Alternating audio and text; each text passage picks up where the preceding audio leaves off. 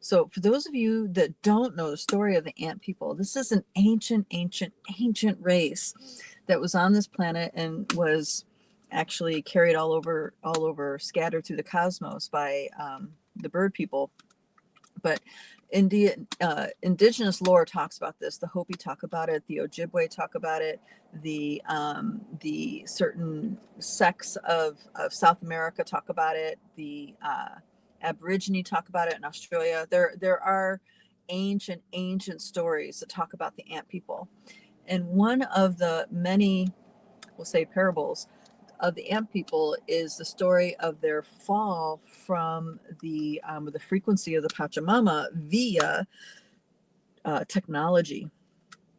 So technology started taking over some of their analytical systems and started taking over some of their biological systems, and then eventually started taking over the reproductive system. And there was something called the fall of the ant queens. And this story, and well, I'll summate the rest of their story, is that they, after many hundreds of thousands, millions of years, they were eventually enslaved by this technology and scattered throughout the Milky Way as slave labor. Okay, and according to the Hopi, they were, a lot of them went to Mars, a lot of them went to other planets and into deep space, stuff like this.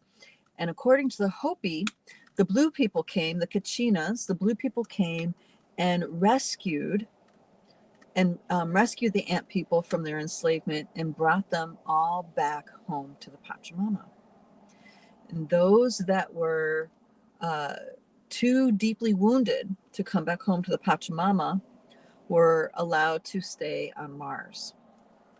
Yeah, this is an ancient story, guys. Ancient. I'm talking about, tens of thousands of years old at least, right? The Bonpo, their stories go back more than 50,000 years. So just to let you know that, to put it in perspective here, this is long before the reptilian game. This was long before the Anunnaki. It was, long before all these things. Though we have to work our way through their field too, because they are one of the nesting dolls that are participating in the unfoldment of our reality. And many of the reptilian beings also have fallen hijacked into intrusive technical intelligence. Well, I can't call it transhumanism because they're not human. So we are getting slowly but surely titrated into a level of consciousness that is equipped and prepared to deal with that level of power over dynamics and infiltration. And this is, I guess I just need to paint the bigger picture for you guys, is that this is going somewhere much more than terrestrial understanding. Okay.